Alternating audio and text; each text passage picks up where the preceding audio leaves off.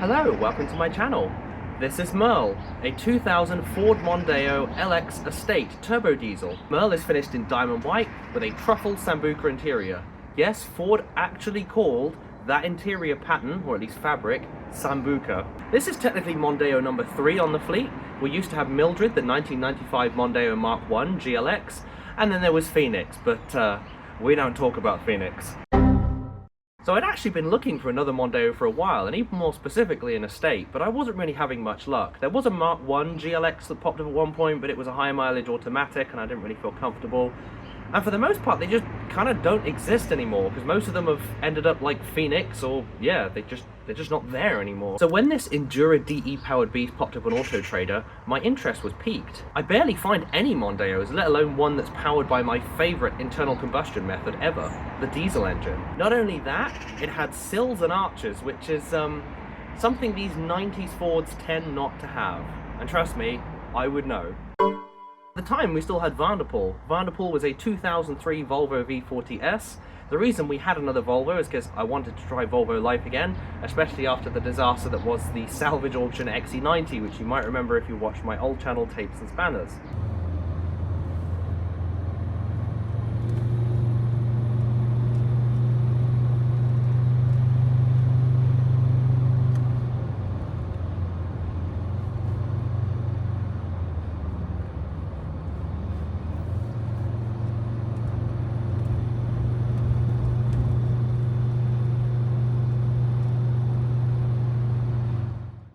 And while Vanderpool was a good car and was generally quite reliable and didn't really want much from us, the car just didn't really manage to capture my interest for some reason. It just didn't really gel with me. And the fact its tax was sort of in the range of around £400 or so, I know that's not a crazy amount, but it all contributed with the fact it didn't interest me and whatnot, that I just said, I probably want to move this car on. Luckily, because this was being sold by a dealer, we actually managed to Part X Vanderpool for an alright amount of money, so that definitely helped us get this car. But Chloe, I hear you ask, what about the bit in the thumbnail when you said this was a lifesaver for Airbus UK? Well, I wasn't wrong. It used to belong to Airbus UK operations in Filton, Bristol. I say used to because obviously it's right here, so it's not there anymore. And B, Filton Airport's not there anymore. Filton Airfield is actually currently being dismantled and turned into housing, which is quite unfortunate because it was a huge piece of history for British aerospace, but I digress. So Merle was actually a service car for Filton Airfield, but I couldn't actually find any pictures of this car in service, which was a shame. I did scour the Save Filton Airfield Facebook page, but couldn't really see any pictures of this car on there. So if you or anybody you know worked with Filton Airfield or at Filton Airfield and saw this car at all, please get in touch. I'd love to see photos of this car in service.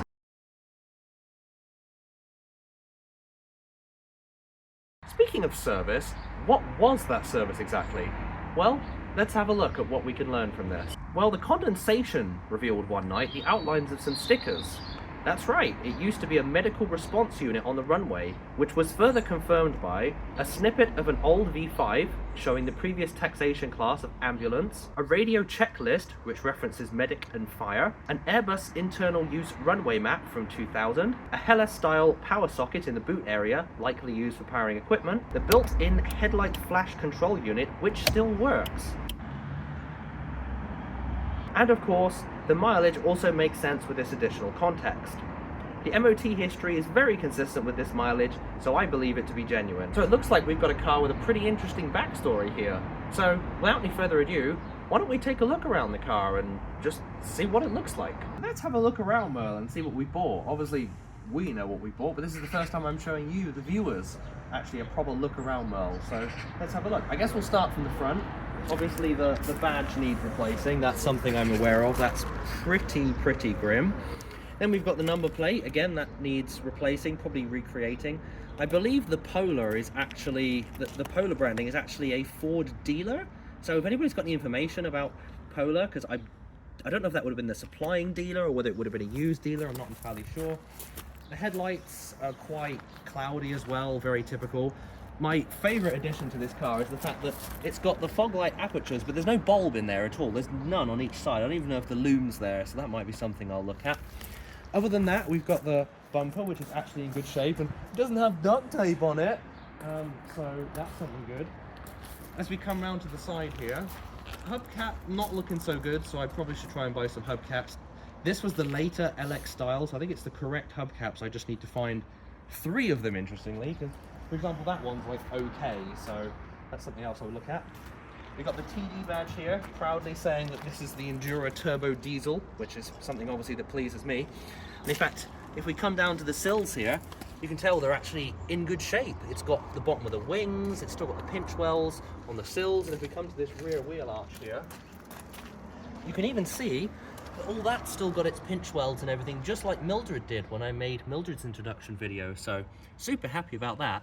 And the bonus is, if it wasn't in good shape, I do actually have some repair panels, so that's a nice bit of sort of future-proofing for this car that I can do. So let's keep walking around the back. Unfortunately, this is where things get a little bit more sad, and this is not actually our fault at all. So when this car was originally listed, this back bumper was mint, but apparently they had a break-in. I mean, personally, I think someone backed it into something, but I won't speculate. So the bumper's not looking quite so happy now, which is a shame, because these estate rear bumpers are so hard to find. And unlike the hatchback, they don't actually make these ones anymore, because you can still buy the hatchback ones, but you can't buy the estate ones at all. I think you can even still buy the saloon ones. I believe the saloon one is the same as the hatchback one, but yeah. The plus side is, as you can probably tell by the lights, all of this is the same as Mark 1 Mondeo, so if I found a Mark 1 Mondeo estate, I would be able to take stuff from it. Hopefully we can fiberglass this, tidy it up, and maybe it look original. Maybe make it look original again, but we'll see. Let's keep going around here. There's a nasty scrape that also wasn't there, which I'm a little bit annoyed about. Again, there's sort of various scuffs on the roof and whatnot. Some of that may have been related to its service life, because it may have had a light bar on top of here, I'm not sure. Because that's also evidenced by here. I believe maybe someone ran a cable out of the doors up to a light bar or a little magnetic light on top. So again, might be talking about its service history. You'll also notice there appears to be some peeling off black here. Now this black is not standard, I think. Believe this was actually put on, because you see this on like a lot of American police cars and things like that. I don't know why they put the black sort of stripping on here, but I have seen that. I'm pretty sure this is not original, because it just looks like normal white underneath, but I like it, so it stays. Maybe I'll rewrap it again at some point. And again, sills and arches all in fantastic condition on this side, so nothing to worry about there for a good long while. Main thing is just to keep it clean and keep it protected, which I will be doing, especially as the better weather comes around. Again, hubcap looking a little bit tatty, this one's looking a little bit tatty. That pretty much sort of brings all that together. You'll notice the weather stripping, especially if I show any of my previous pictures, has now been replaced. I thankfully had some, because these Mark II cars, they absolutely love to kill weather stripping. I don't know why, but every time I've seen a Mark II or even a Mark I to a lesser degree with weather stripping, it always sort of, because it's got a metal inner lining, it always kind of crumples up and bends, and then it grows moss, and this car was doing that. Thankfully I had some that I bought from a breaker yard, so those are the ones I fitted at the moment, and it looks so much better, because it was really, really bad before. But anyway, I guess without further ado, let's have a look at that Sambuca fabric interior. Okay, so let's have a look at Merle's interior. Open the driver's door here. We get our first signs that this is perhaps not the most high-spec car, because we've only got a front right and front left window. We are, of course, winders in the back. More on that later. So, have a look at the lovely Sambuca fabric interior. It's quite a nice colour. It's surprisingly not as uncomfortable as you might expect. Like, yes, it's not as plush as Mildred or even as Phoenix was, but it's not bad for what is essentially sort of a mid-trim car. It's only really one up from base, which would have been the Verona, I believe, which is really funny because they have like window winders here, which is really awful. In fact, if you look, you might even be able to see the circle. Yeah, maybe just about make it out. So the window winder would actually be here, and it just looks so funny to me whenever I see that, because I'm just not used to it at all. You'll notice we've also got footwell lighting in there. And of course an LX was not supposed to have footwell lighting, but Ford actually did leave the bulb holders in place, which was something that was different from my Mark 1 Mondeo, because they didn't have them at all. So I just put some bulbs in and they just worked, which was pretty cool. Let's have a look around. We can look at the crazy mileage here. Obviously it's gone up a little bit since we bought it, so it's now 12,215, but I mean that's still insanely low. It's crazy to say, oh, it's just flipped over to 12,000 miles. It's just such a crazy thing. Right, so prepare for one of the worst continuity sins that you'll ever see in filming. I forgot one of my favourite accessories that I got for this car. So if we pan over, you can see I now have the official Mondeo pen. I've literally wanted one since we had the Mark 1 in 2022, but could never find one. And then one just randomly popped up on eBay. Someone tagged me in it on Blue Sky, and I was like, oh my god, no one else buy this, please, I need this. And we managed to buy it. And the reason it wasn't in the car is because I actually got a new cartridge for it, so we could genuinely use it. So that's why I forgot to put it back in. But there it is, pride of place, where, as by law, if you own a Mondeo, there must be a pen. Now, one of my favourite things about the Mondeo is the contour lines you see along here that actually join to the dash. It's one of my favourite things, is they really put a lot of effort into just really sculpting this interior. It's just full of so many curves and angles, and I just love it.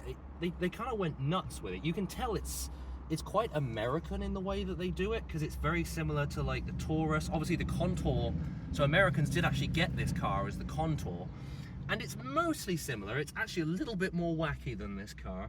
I'll try and find a picture I can use in the video perhaps, but most of the sort of dash sculpting and whatnot's pretty similar to the Ford Contour, and it's just so quintessentially like 90s American, and I just really love it. Speaking of the dash, what do we got here? We've obviously got the switch that controls the lights, so I'll have demoed that previously. We've obviously got the normal clock there, which unlike my fancy Gear X is just a clock, no multifunction display. We've got the heater controls down here. We do actually have air conditioning, which is super nice. So this is the 5000 RDS. Now, funny story about the 5000 RDS. This version of it is actually the top of the line stereo, at least as far as a tape deck is concerned. The top of the line at this time would have been the 6000 RDS, which was the CD player version. So this is the tape deck version, obviously because it's me and, you know, I want to have tapes, and I can still hook a CD changer up. I might get one of those iPod adapters, because I do actually own an iPod, of course, and we'll see how that sort of works out. But anyway, this version of the 5000 RDS was like basically just one below the top.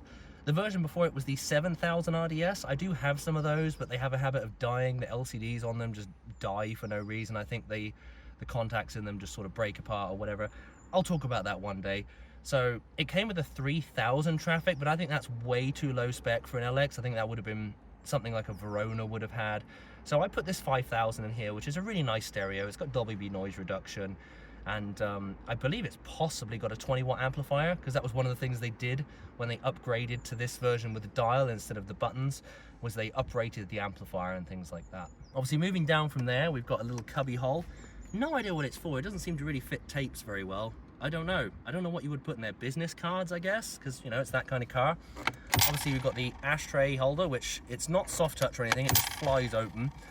Got the cigarette adapter there. Obviously the 5-speed gearbox, which this car appears to have a bit of a problem with this bit, which I've never seen before. I don't know why that is. It just seems to not be very attached. Moving down, we've got the handbrake here, and of course you didn't get the rubber mat if you didn't get a Gear or Gear X. Got a coin holder, of course the pen holder, and then in here you've got room for tapes. There's already a tape in there, and then at the bottom of that you've got room for CDs as well. Oh, and not forgetting the cup holders that are built into it as well. And what else is really cool about this is we've actually got Mondeo floor mats. Now, I don't know if they're for this car, because they've got like little twisty things. I apologize for the mess. Again, this is a daily driver and I need to clean it out a little bit. And we live in a car park with mud and gravel, so it just gets messy. And I fitted some speakers yesterday, hence the bits of wires. Anyway, these are cool because they are actually sculpted correctly, but they've got twist things. The other side has one as well.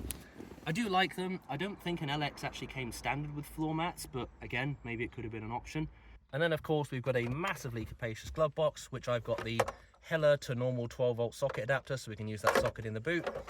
The manual did not come with the car. I ended up buying this on eBay. This is actually for a 97, but it's basically got the same content in it. And of course, because it's a Mondeo, there's a bunch of pens in there, because you can never have too many pens when you're driving a fleet car. Moving on to the back then, let's open this door. Now I love the back doors on a Mondeo, especially because I spent a lot of time there as a child, obviously. I just love that crazy diamond speaker grille they have back there. It just looks awesome to me. It's so beautifully unnecessary, along with the way they just sculpted the door card in general. It's just beautiful. I just love the way they did it. It's a real shame that someone appears to have broken the window winder handle, so I've got to get one of those. And they've done it on both sides as well, which is very disingenuous. But despite the fact it's an LX, you still get a door pocket. And you get some nice generous seats, of course finished in Sambuca fabric. I don't think these have ever been sat in. They're in pretty good shape. Again, they need a little bit of a clean, but it'll happen. If you ever see this car at car shows, you'll see it at its best. And trust me, this car cleans up amazingly. I can't wait to show it at Rustival and things like that. So there we go, that shows the back. Pretty good legroom. In fact, one thing I should mention about the legroom is I remember seeing it was increased over a Mark 1, so you actually get a lot more legroom with the seat all the way back than you did in the Mark 1. And then we've got the very capacious boot. So even without the seats folded down, this thing is an absolute unit.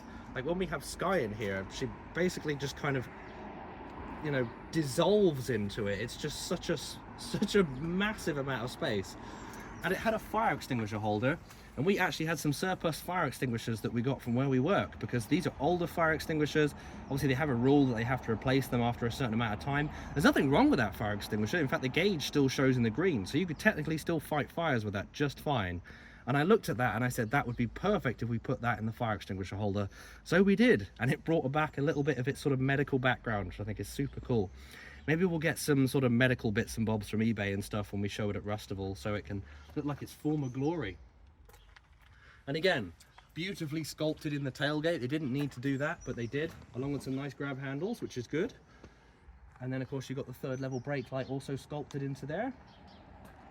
And a nice low height as well, so it means you can also use this car in the typical way people used to use estates back in the day for picnics and stuff like that. So you can actually sit and sort of have a space there and be really comfortable. And it also means that when you've got to load large things into the boot, they actually go in without too much grief. That was one of the things that did bother me about the V40. The lip was more like here, so that was quite annoying, whereas down here, much better. Moving along to this side, obviously very much the same as I showed you. Need to get more window winders. I do like the fact this car has chrome door handles though, because a lot of the earlier cars had black ones. Even the Gear X we had black ones, so it's quite interesting to see that they chose chrome, unless that was added later, I'm not sure, but there doesn't seem to be any evidence that it wasn't. Obviously Ford also lets you do the child lock with a key, which is always a fun thing. And then of course moving on to the passenger side, which of course I have mostly shown, but you still get a fully adjustable seat. They even both have lumbar, which is quite impressive for an LX. So even though you chose a slightly lower spec fleet car, you're still driving in pretty decent comfort, to be honest. Next we're going to have a look at one of my favourite parts about this car, and one of the main reasons I bought this car, the Endura DE 1.8 diesel engine. So let's have a look at that now. Around here, and unlike the XC90, it actually did open the first time. Here we are, the Ford Endura DE engine in all of its mechanical diesel injection glory. Now this is a slightly computerized system.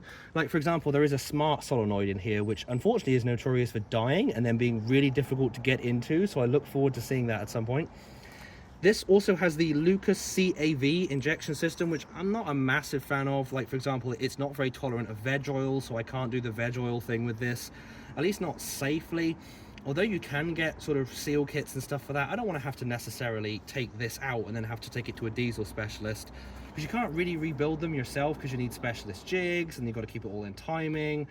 And yeah, so that's one bit of a disappointment. I wish it was the Bosch system, but it's got the Lucas CAV system. It's working fine for now, so I'm not too worried.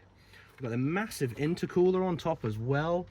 And then down here you've got a little sticker which actually shows you what the car is equipped with. So you can see it's got air conditioning, powered assisted steering, and then, what's it called? Passive anti-theft system, I believe is what PAT stands for. It's got pink coolant in there. I don't really think an all-iron engine should be on OAT antifreeze, so I probably need to flush that out at some point. I'm gonna wait till I do a thermostat, so that'll be maybe something I can do in a video or maybe summarize at some point. You've got the really funky strut towers that Mondeos have. They've had the same ones since the Mark 1. They're just this kind of all-encompassing absolute unit of a thing. I don't know why they did it this way, but they did, and it does look kind of cool. They have sort of two nuts on them, because obviously a lot of cars have the sort of 3 bolts here. I mean, even the V40 had that. But no, you just have to undo one nut on the top, and then there's another nut on the bottom to actually get to the spring. So that's a fun system. Then you've got the servo there, which just like the Gear X, the aircon pipes run around it. So if we ever have to do anything with the brake lines, it will be incredibly difficult, but at least we are experienced. and there is slightly more access than you have with the V6. Not so much at the back, that's almost about the same, although if you took the intercooler off that would help, but certainly a lot more at the front, so that's good. And obviously you got where the battery goes and the air filter and various other bits of loom, and that pretty much is it. So I guess without further ado, maybe we should actually hear this thing fire up.